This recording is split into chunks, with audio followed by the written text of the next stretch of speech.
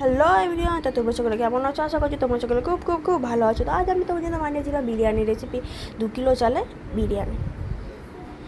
কোনোদিন করিনি, আজকে করলাম। তাই আলুগুলোকে ভালোভাবে ধুয়ে নিয়ে ফ্রুট কালার দিয়ে গরম জলে সেদ্ধ করে নিই। তারপরে কড়াইয়ে পেঁয়াজ কুচি দিয়ে পেরেস্টটা বানাবো, সেই জন্য হালকা করে লাল লাল করে ভেজে তুলে নিলাম। তারপর ওই তেলেই আলুগুলোকে ভেজে নিয়ে এপিট ওপিট ভাজা হয়ে গেলে তুলে নিলাম। তারপরে ওই তেলে একটু সর্ষের তেল দিয়ে নুন হলুদ দিয়ে মাখিয়ে রাখা চিকেনগুলো দিয়ে নাড়াচাড়া করে নিলাম।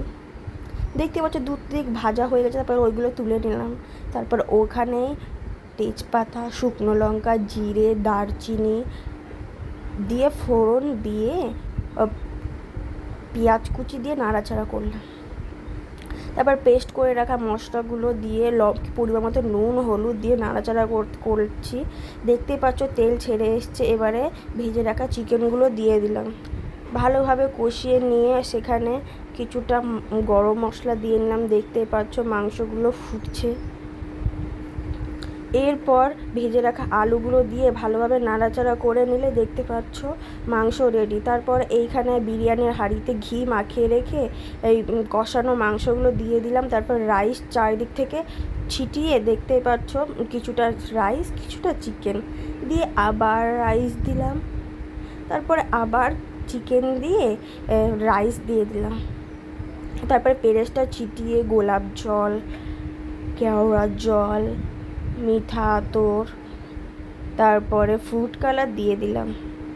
তারপর আবার রাইস দিয়ে যা যা ছিল একটু একটু করে সব দিয়ে দিলাম। গোলাপ জল, কেওড়া জল, আবার ফ্রুট কালার দিয়ে পেরেস্টটা দিয়ে ঘি দিয়ে চারিদিকটা ভালোভাবে ছিটিয়ে দিলাম। তারপরে পরিমাণ মতো বিরিয়ানি মশলা চারিদিক থেকে দিয়ে দিলাম। দেখতেই পাচ্ছ পুরোটা কত সুন্দর সাজানো হয়ে গেছে। তারপরে হাঁড়ির চারপাশটা আটা মাখিয়ে রেখেছিলাম, ওইগুলো চারিদিকে দিয়ে দিব। তারপর ঢাকনা দিয়ে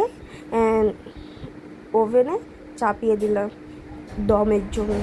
দেখতেই পাচ্ছ দমের জন্য দিয়ে দিয়েছি। 1 ঘন্টা মতো দমে ফুটে দেখতে পাচ্ছ কত সুন্দর কালার হয়েছে। পুরো ওয়াও লাগছে, পুরো দোকানের মতো, পুরো ঝরঝরে রাইস। উফ, দেখেই পুরো ওয়াও লাগছে। দেখতেই পাচ্ছ কত সুন্দর। চিকেনের লেগ পিসটা তো পুরো ওয়াও, নরম মাংসটা পুরো একদম নরম হয়ে গেছিলো, সফট।